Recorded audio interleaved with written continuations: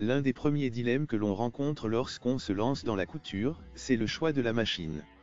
Le plus important consiste à déterminer quelles fonctions vous seront nécessaires. Il n'est pas utile de partir sur un modèle trop sophistiqué si vous n'êtes pas certaine que la couture vous plaira. Mais gardez également à l'esprit qu'une machine bon marché ne sera pas toujours une bonne affaire. L'idéal c'est à la fois une machine simple d'utilisation et proposant suffisamment de possibilités pour vous permettre de progresser. Pour bien choisir sa machine à coudre, il est important de prendre en compte ses désirs créatifs et le temps que l'on souhaite y consacrer, occasionnel ou régulier, reprise, habillement, décoration, patchwork, broderie ou encore le type de tissu que l'on souhaite travailler. Vos projets vous guideront dans le choix de votre machine à coudre.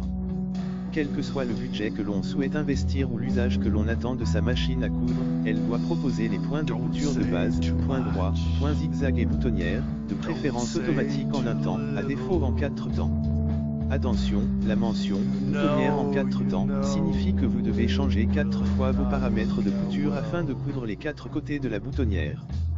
Sur une chemise, cela peut être fastidieux. Le point pour couture stretch, élastique, s'avère utile pour travailler les tissus extensibles comme le jersey par exemple.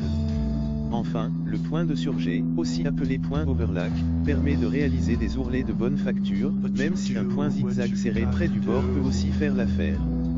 La machine à coudre doit proposer un minimum de pieds presseurs, pieds de niche, 4 dans l'idéal, un classique, un pour les fermetures éclairs, un pour les boutonnières et éventuellement un pose-bouton, pour cadrer les boutons.